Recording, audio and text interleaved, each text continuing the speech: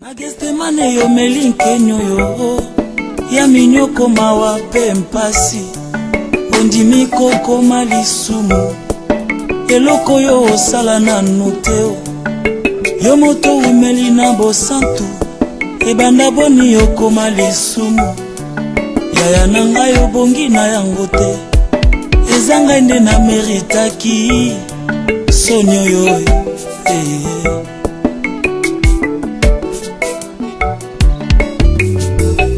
Sans plus tarder, notre Bible est dans Marc, chapitre 11. Nous allons faire une première lecture dans Marc, au chapitre 11. Je vais lire à partir du verset 25.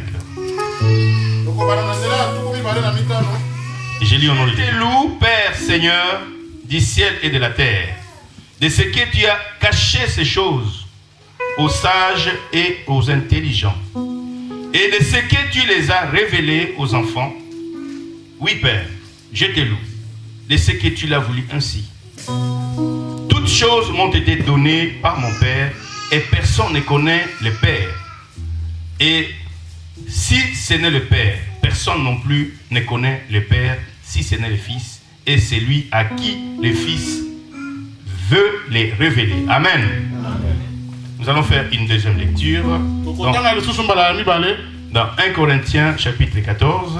Nous allons lire les deux premiers versets.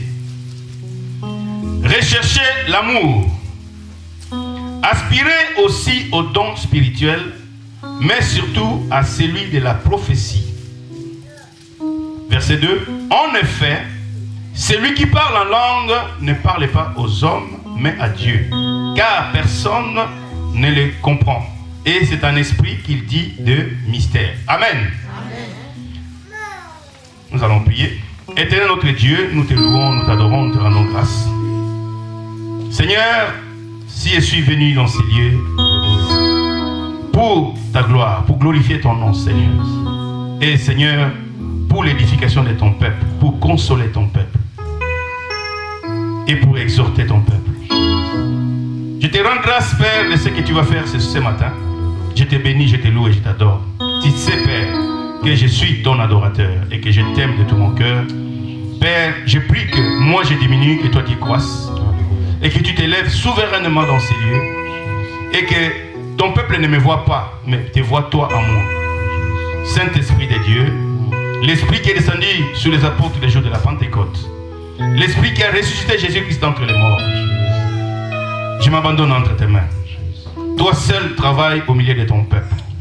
C'est pourquoi, par l'autorité qui m'a été investie en Christ, je me lève contre tout esprit qui vient voler la parole de Dieu. Je lis les esprits du monde des ténèbres. Je lis tout esprit du monde satanique par des chaînes de feu et je les chasse loin de ces lieux au nom de Jésus-Christ de Nazareth. Je lis tout esprit de sorcellerie, de magie noire, magie blanche, les esprits de franc-maçonnerie, tout esprit de ténèbres, quel que soit son nom, je vous ligote par le sceptre de fer, je vous chasse de ces lieux au nom de Jésus. Je couvre ces lieux par le sang précieux de Jésus. Et que seule la présence du Saint-Esprit de Dieu agisse au milieu de nous. Dans le nom de Jésus-Christ, j'ai ainsi prié. Quelqu'un dit Amen. Amen. Est-ce que nous pouvons acclamer pour Jésus encore?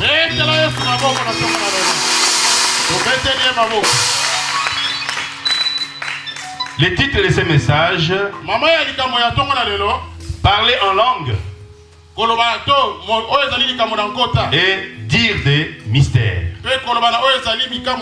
Quand tu parles en langue, tu dis des mystères. Et d'autres diront les mystères du parler en langue.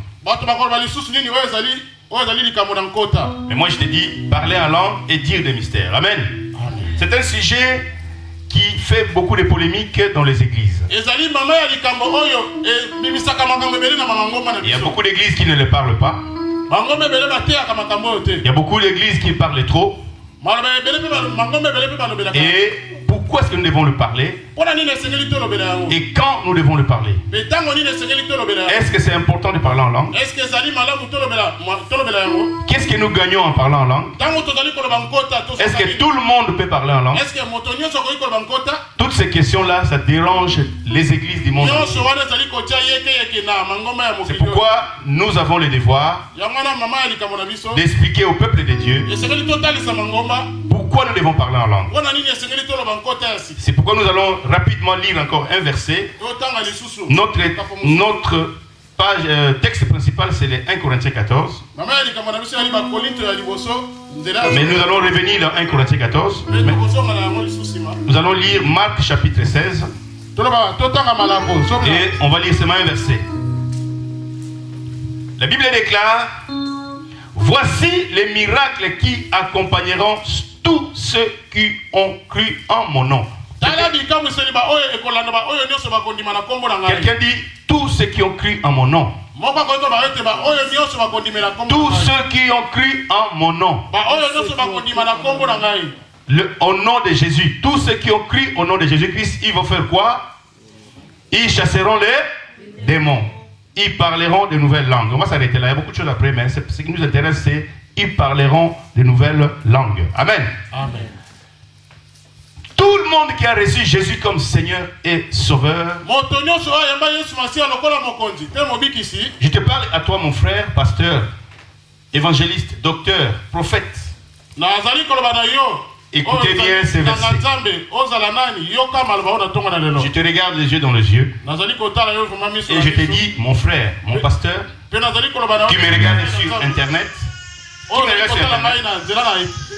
sachez que tout le monde qui a reçu Jésus-Christ comme Seigneur et Sauveur, je ne dis pas être obligé de parler en langue, mais je dis aspire à parler en langue. Aspire à parler en langue parce que le parler en langue que je suis en train de parler maintenant, à l'heure qu'il est, c'est un miracle. C'est un miracle qui va accompagner tout le monde qui a cru au nom de Jésus-Christ. Donc voici les miracles qui accompagneront tous ceux qui auront cru en mon nom. Ça c'est Jésus-Christ qui parle. Ce n'est pas un homme qui a rêvé. Ce n'est pas un homme qui a vu une vision. Mais c'est Jésus-Christ lui-même qui a donné instruction avant de monter au ciel. Il a dit que tout le monde qui a reçu Jésus comme Seigneur et Sauveur et qui croit en Jésus-Christ parlera en langue. Amen. Ça c'est, on peut dire ça règle générale. On appelle ça règle générale. Donc, mon frère qui me regarde, ce n'est pas un problème de pancotisme, de pancothétisme, ou de baptistes, ou ceux qui croient dans d'autres doctrines de l'église évangélique. Non. C'est un problème qui est crucial, que tout le monde qui est chrétien, qui a cru en Jésus-Christ, aspire à parler en langue. Amen. Ça c'est un. Maintenant nous allons revenir à 1 Corinthiens 14. Il y a une chose qui est importante pour parler en langue dans un sens général. Avant qu'on parle en langue en tant que don. Mais on va revenir. On va lire encore un verset dans la Bible. 1 Corinthiens chapitre 12, le verset 28. La Bible dit ceci. Dieu a établi dans l'église, premièrement, des apôtres, deuxièmement, des prophètes, troisièmement, des docteurs, ensuite ceux qui ont les dons de miracles,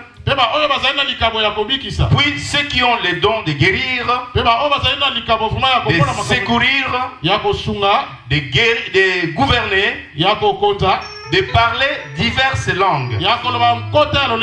Et j'ai bien dit les dons de parler de diverses langues. Et je peux continuer. Tous sont-ils apôtres? Est-ce que Si nous pouvons répondre, nous allons dire non. Tous sont-ils prophètes? Est-ce que La réponse est non, bien sûr. non. Tous sont-ils docteurs? Tous ont-ils les dons des miracles? Tous ont-ils les dons de guérison? Tous parlent-ils en langue? Tous interprètent-ils? Voilà, là nous sommes dans les dons spirituels. Les dons spirituels de parler en langue, c'est une autre chose.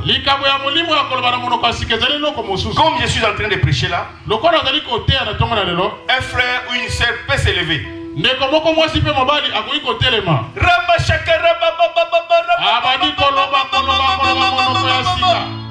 Ainsi parle l'Éternel. Dieu dit ceci à l'église. Il commence à parler des choses. Mais il a parlé en langue. Parfois lui-même il interprète. Parfois elle-même interprète. Parfois une autre personne dans la salle reçoit la révélation de ses parler en langue, commence à interpréter. C'est parler en langue là, ça c'est le parler en langue prophétique, qui est un don spirituel. C'est-à-dire quoi? La sœur qui est dans la salle, c'est un vase d'honneur. C'est pourquoi l'apôtre Paul dit, celui qui parle en langue est plus grand que celui qui prophétise est plus grand que celui qui parle en langue. Pourquoi au verset 2, la Bible dit que celui qui parle en langue générale, comme nous avons dit en tant que miracle, il parle à Dieu. Car personne ne les comprend. Personne ne peut venir interpréter si moi je parle à mon Dieu. Alléluia. Amen. Ne cherche pas d'interprète. Oh. Mon frère qui me regarde sur internet, quand je parle à mon Dieu, je n'ai pas besoin d'interprète. C'est une histoire entre moi et Dieu. Ma soeur, tu es dans la salle, mon frère. Tu peux parler en langue comme tu veux chez toi. Tu peux parler 1 heure, 2 heures. L'apôtre Paul dit que je parle beaucoup plus la langue qui vous touche. Mais tu peux parler en langue chez toi, c'est surtout beaucoup. Il y a beaucoup d'hommes de Dieu qui parlent 5 heures en langue. Il y en a qui parlent 2 heures en langue. Mais c'est pour ton édification personnelle. Alléluia. La personne doit parler en langue pour s'édifier soi-même. Parce que si j'entre dans l'église, je suis en train de vous prêcher en langue, personne ne comprend. C'est pourquoi les gens sont... Leur intelligence ne comprend pas ce qu'on dit. Et ça crée l'opposition. Mais les intercesseurs peuvent prier en langue comme ils veulent. Mais parce que si quelqu'un qui ne connaît pas Dieu, qui ne connaît pas l'église évangélique, entre dans l'église, et s'il trouve que l'église tout entière est en train de parler en langue, il va voir que cette église, il y a des fous là-bas. Ils sont en train de parler une langue que personne ne comprend. C'est pourquoi la Bible dit que s'il n'y a pas d'interprète, mieux vaut qu'on se taise.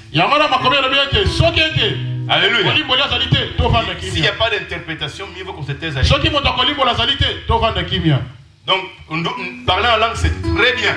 C'est pour ton édification personnelle. L'édification, c'est parce que la Bible dit, le premier verset qu'on avait lu, que ce sont des choses que Dieu a cachées aux sages et aux intelligents. Et il a révélé à ses enfants. N'oubliez pas que Dieu est esprit. Dieu est esprit. Dieu est là. Mais on ne peut pas le voir à l'œil nu. La Bible dit qu'un esprit n'a ni chair ni os. Dieu est là au milieu de nous.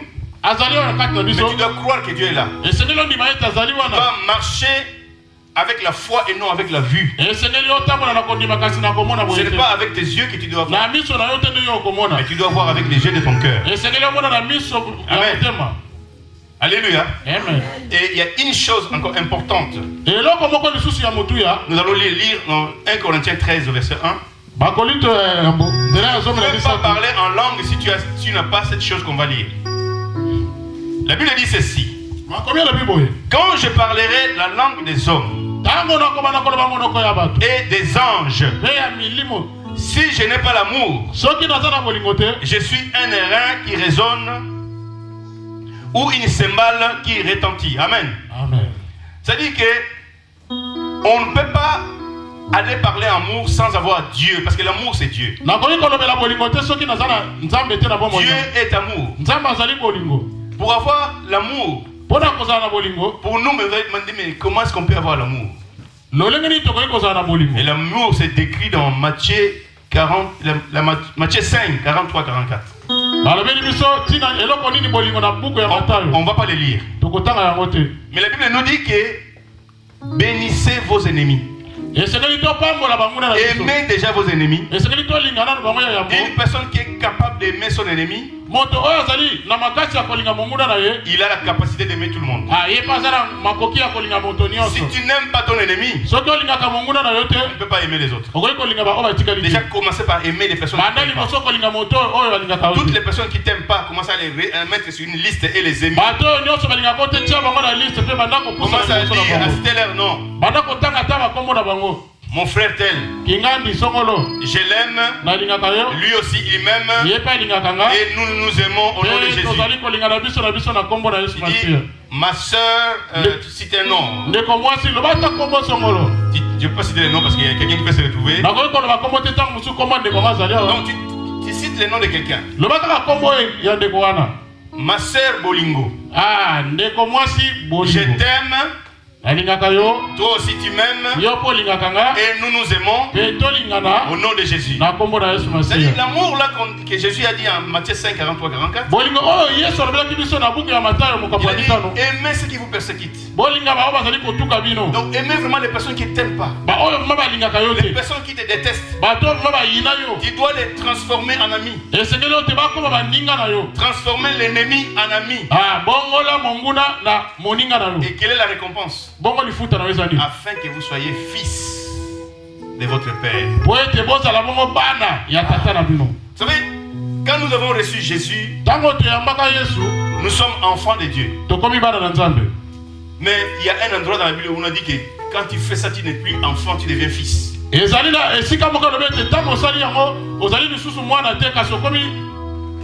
Quand tu fais ce qui est écrit dans Matthieu 5, 43, 44, tu changes de catégorie. Tu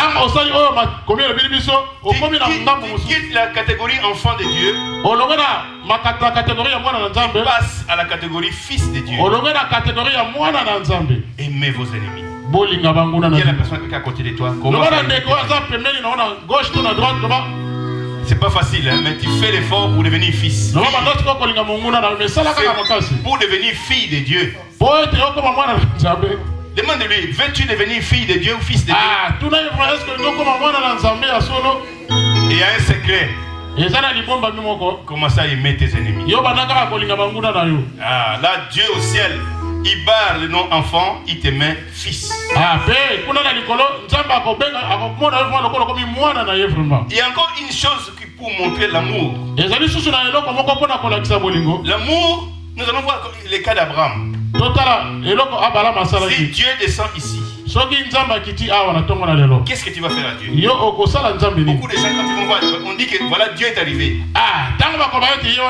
Qu'est-ce qu'on va faire? Beaucoup de gens vont commencer à donner des doléances à Dieu.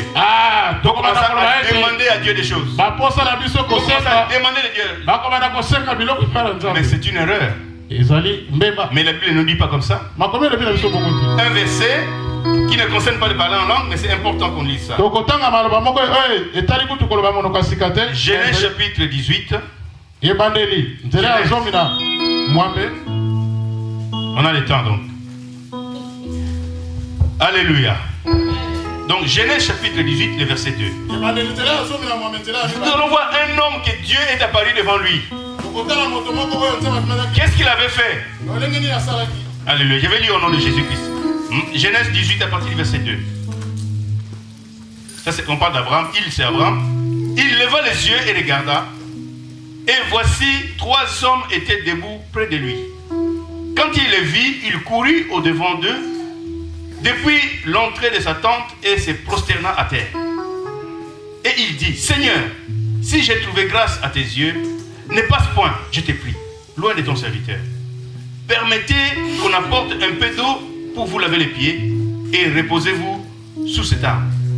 J'irai prendre un morceau de pain pour fortifier votre cœur, après quoi vous continuerez votre route. Amen, je vais m'arrêter là. Amen. Voilà cet homme-là, il voit Dieu arriver chez lui. Là, dans ce passage, quand vous lisez plus loin, vous allez voir qu'on ne parle plus de 3 hommes, mais on parle de l'Éternel. On parle de l'Éternel, c'est-à-dire les 3 personnes représentaient le Père, le Fils et le Saint. Et plus loin, vous allez voir, on va dire, si je vous lis par exemple le verset 13, on lit, l'Éternel dit à Abraham, pourquoi donc Sarah a-t-elle ri? C'est l'Éternel maintenant qui parle. On ne lui dit pas que les 3 personnes ont demandé, non. On dit l'Éternel a parlé. C'est-à-dire qu'Abraham avait croisé l'Éternel. Et ça, on nous enseigne quelque chose. On nous dit que si Dieu arrive devant nous, la première chose à faire, nous devons aller nous prosterner devant lui. Prosterner, ça veut dire l'adoration. Le Père demande des adorateurs. Ils adoreront en esprit et en vérité. Dieu a besoin des adorateurs qui l'adorent. La Bible dit qu'avant, Dieu cherchait un homme pour se tenir à la brèche. Mais il a trouvé cet homme. Cet homme, c'est son propre fils. Cette personne, c'est le Saint-Esprit. Nous avons 2 grands intercesseurs. Jésus-Christ, il intercède pour nous auprès du Père. Et l'Esprit intercède pour nous par des soupirs inexprimables. Alléluia. Amen. Et maintenant, la Bible dit dans Jean chapitre 4, Dieu cherche des adorateurs qui l'adoreront en esprit et en... Alléluia. Amen. Et à cet endroit-là, nous avons vu que Abraham s'est prosterné en premier. Et la Bible dit qu'Abraham a commencé à laver les pieds des hommes. Laver les pieds, c'est un signe d'humilité. Dieu nous demande d'être humbles. Nous avons dit pardon Seigneur si nous avons été orgueilleux. La Bible dit que Dieu résiste aux orgueilleux. Il fait grâce aux humbles. Amen. Amen. Dis Seigneur, pardonne-nous, nous avons été orgueilleux. Parce que nous ne pouvons pas être orgueilleux devant Dieu. L'orgueil ne vient pas de Dieu. L'orgueil vient de Satan, le diable. Nous devons lier l'esprit d'orgueil et les choses de nous. Nous avons besoin d'humilité. Amen. Et Abraham était humble.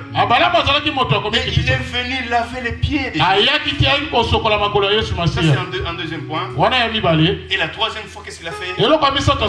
Il est allé donner une offrande à Dieu. La nourriture. Donne l'offrande à l'église. Donne l'offrande à Dieu. N'oublie jamais l'offrande.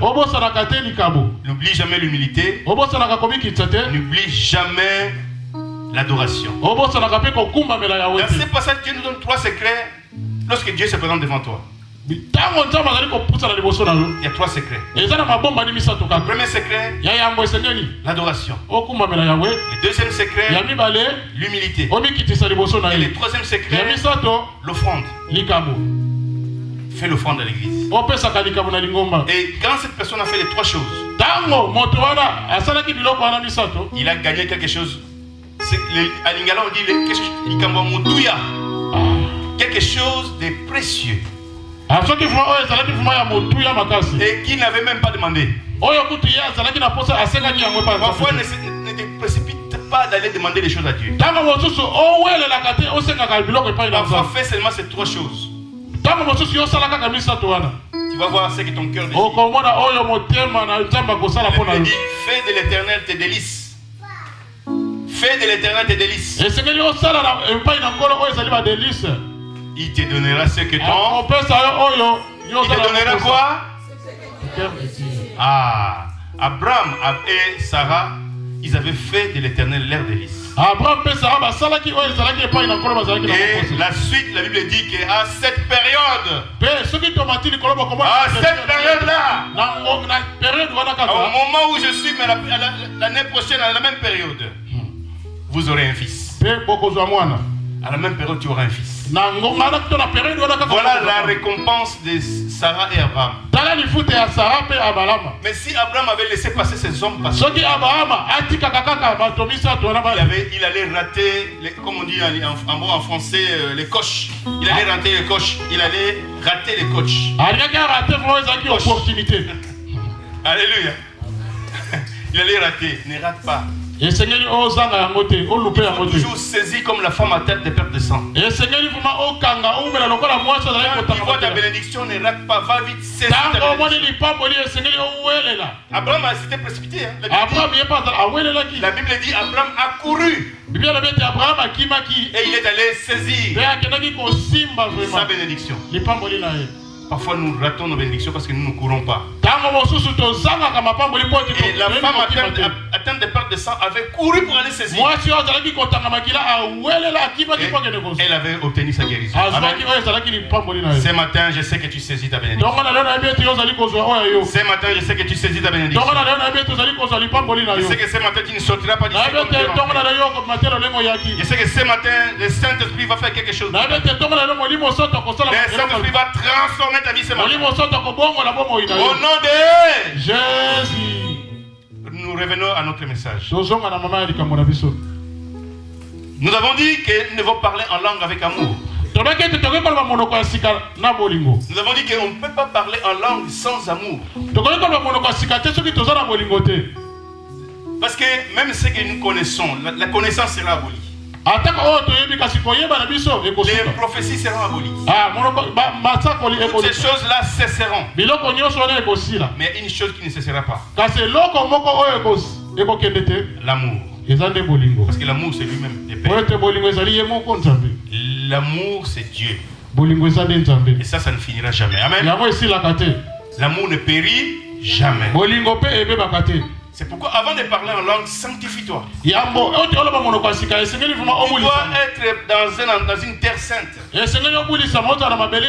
Moïse avait vu Dieu dans le buisson ardent. Mais Dieu lui a dit, ôte les chaussures de tes pieds car l'endroit où tu te tiens, la terre où tu es, est une terre sainte. Et la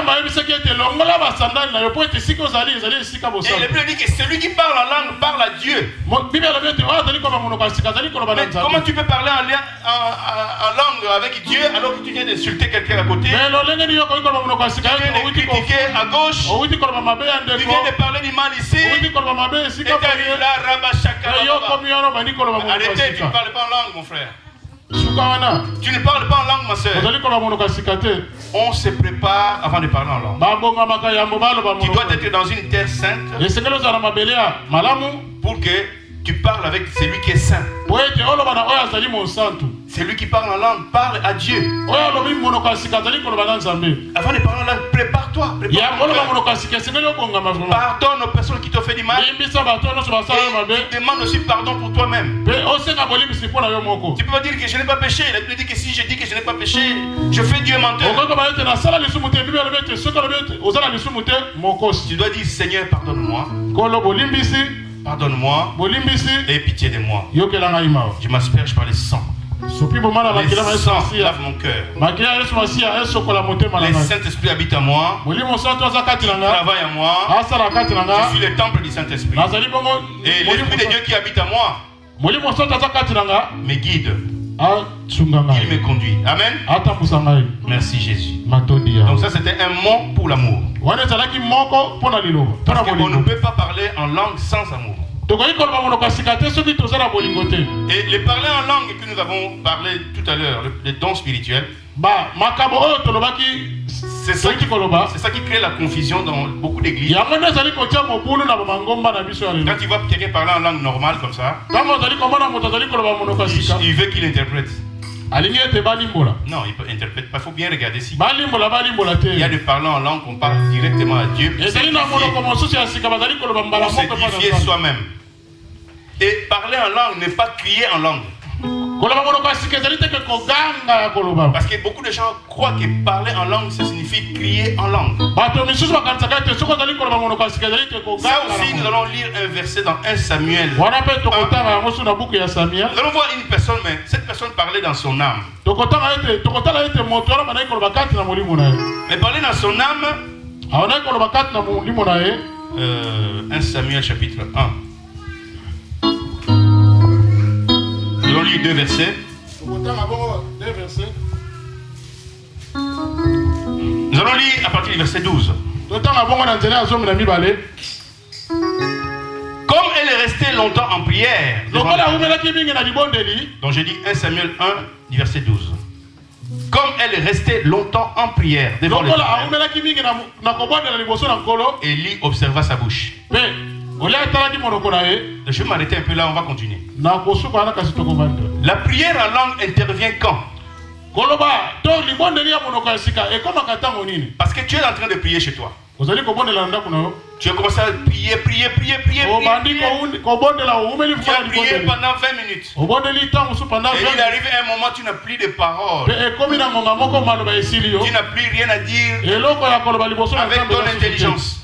Parce que la Bible dit que je prierai en langue, je prierai aussi en intelligence. En général, nous commençons à prier en intelligence. Seigneur, je te bénis, je te loue, je t'adore. Oh Seigneur, si tu n'étais pas là, je serais mort. Oh Seigneur, ma vie est entre tes mains, Seigneur. Oh Seigneur, protège mes enfants, protège ma famille, protège mon église. Oh Seigneur, protège mon pasteur. Oh Seigneur, tu commences à prier avec ton intelligence. Mais il arrive un moment, il n'y a plus de paroles. C'est alors que la prière en esprit intervient. C'est alors que tu vas commencer à prier en langue. Tu commences à te converser avec Dieu. Et il y a un temps, quand il dépasse un certain temps,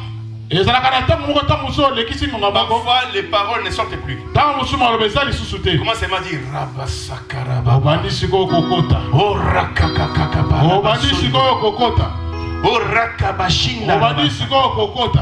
il y a que la puissance de Dieu commence à te dégager en toi. Tu commences à sentir la présence de Dieu. Et regarde, c'est le cas de cette femme. C'est dans l'Ancien Testament. La Bible dit que comme elle restait longtemps en prière devant l'Éternel, Élie observa sa bouche. Élie, c'était son pasteur. C'est son pasteur qui a vu que cette femme avait commencé à prier beaucoup trop. Elle ne priait plus en intelligence. Il a commencé à prier en esprit. Et regardez bien, Anne parlait dans son cœur et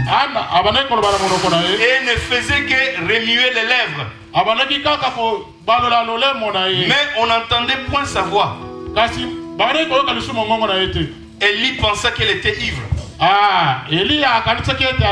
Cette femme a commencé à prier comme ça. Mais on n'entendait pas, elle priait en langue. La prière en langue, ce n'est pas crier en langue. Bon, c'est vrai qu'en église, parfois les pasteurs disent prier en langue. On crie. Prie comme ça, même on voit comme s'il n'y a rien qui se passe. Des fois, on a besoin dans l'assemblée, quand on a envie de prier, on a besoin d'écouter un peu la voix. Mais ce n'est pas obligatoire que tu cries en langue. La prière en langue, c'est quelque chose d'intérieur. Intérieur. Entre toi et Dieu. Alléluia. Amen. Et la Bible dit ceci. Son pasteur croyait qu'elle était ivre. Au verset 14, et il lui dit, jusqu'à quand seras-tu dans l'ivresse? Fais passer ton vin. Anne répondit. La réponse d'Anne, c'est très important. Non, mon Seigneur. Je suis une femme qui souffre en son cœur. Je n'ai bu ni vin, ni boisson enivrante. Mais j'ai répandu mon âme devant l'Éternel. J'ai pris cet exemple-là parce que normalement, la prière en langue, ce n'est pas la prière dans l'âme. C'est la prière en esprit. J'ai pris cet exemple parce que l'âme est immatérielle. L'âme est spirituelle. Personne ne peut toucher à l'âme. Quelqu'un qui sait prier dans son âme comme ça, il est capable de prier en esprit. Et je reviens à quelque chose que j'avais dit dans le titre. J'avais dit que le titre du message c'était le mystère de prière en langue. Où j'avais dit qu'est-ce que dit? Parler en langue et dire des mystères. Amen. Amen. Alors il faut savoir qu'est-ce que signifie mystère. C'est pourquoi nous devons être humbles. Moi je te dis à toi mon frère pasteur qui me regarde, nous connaissons en partie l'humilité. Nous ne connaissons pas tout. Nous ne connaissons pas tout. Dieu seul connaît tout. Amen. Amen. Le mystère, ça veut dire une vérité ou une réalité qui n'est accessible que partiellement à l'homme.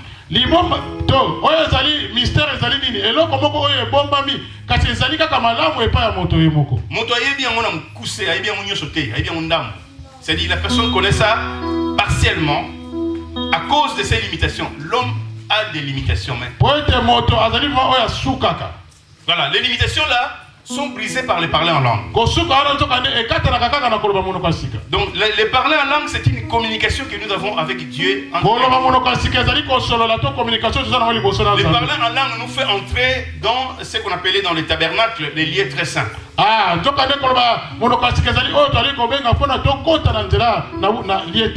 Bible dit que par les moyens du sang de Jésus, nous avons une entrée dans le sanctuaire de Dieu. Et dans le sanctuaire que nous entrons là, quand nous prions en langue, nous entrons vraiment dans les lieux très saints. C'est pourquoi j'avais dit qu'avant de parler en langue, tu dois te sanctifier. Il faut que tu sois vraiment sanctifié. Parce qu'on ne peut pas entrer dans le lieu très saint, souillé. Avant, il n'y avait que les souverains sacrificateurs qui avaient le droit d'entrer dans le lieu très saint. Mais aujourd'hui, par les moyens du sang de Jésus, nous avons l'autorité, nous avons la capacité d'entrer dans le lieu très saint. Et nous pouvons accéder en esprit en priant en langue. Et d'aller vraiment au contact avec le Seigneur. Alléluia. Alléluia. Est-ce que vous êtes là? Si vous êtes là, acclamez le Seigneur.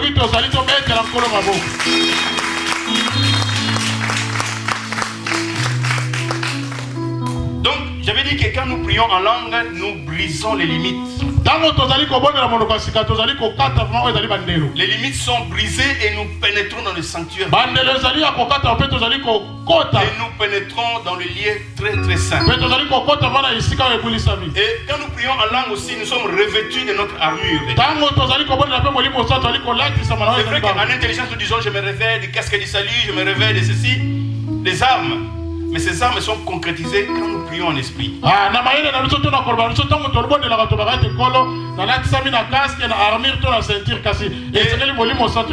Et quand nous prions en langue, nous déposons aussi à Dieu nos soucis.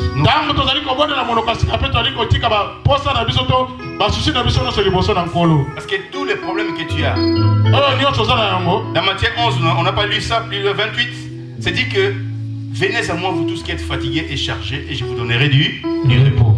c'est là qu'on peut avoir les repos. Quand nous prions en langue, nous pénétrons dans le sein des saints, nous déposons ce qui nous fait mal à Dieu. Mais personne ne peut comprendre, nous ne comprenons pas, mais Dieu comprend ce qui nous fait mal. Même toi-même qui parles en langue, tu ne sais pas ce qui mais c'est parce que c'est un problème de l'esprit.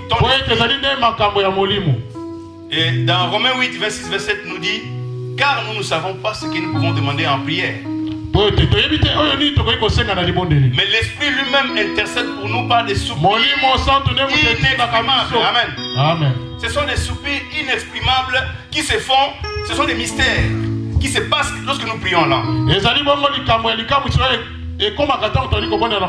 L'apôtre Paul dit qu'il prie beaucoup plus en langue que tout le monde. Il veut que nous prions en langue, mais que ce ne soit pas un dérangement dans l'église. Amen. Parce que si tout le monde commence à prier en langue, on ne sait pas quelle est la langue prophétique qui est descendue. Parce que l'église a besoin d'être édifiée, d'être consolée, d'être exhortée. Les parlants en langue prophétique, quand ça descend comme ça, il se met debout, commence à parler en langue et donne l'interprétation, ou quelqu'un d'autre interprète. Ça édifie l'église.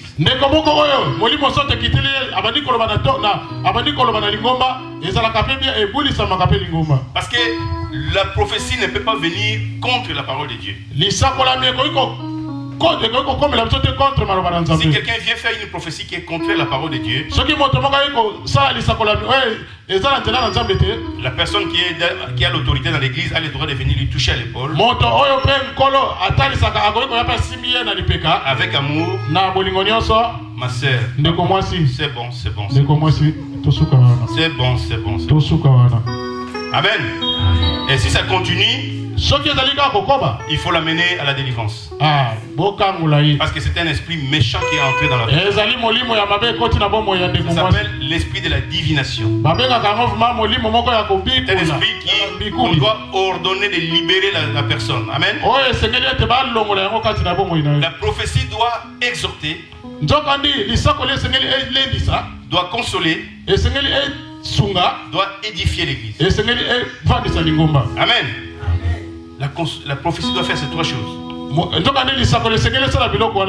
Une prophétie qui est contraire à ces trois choses que je viens de dire, ce n'est pas de Dieu. Dans ces cas, on doit bien taper la fleur au dos. Si ça continue, le pasteur doit lui donner une bonne main et qu'il soit délivré. Amen. Amen. Donc la prophétie, ce n'est pas une blague. Parce que la prophétie, c'est ainsi par l'Éternel. C'est Dieu qui utilise une personne pour parler.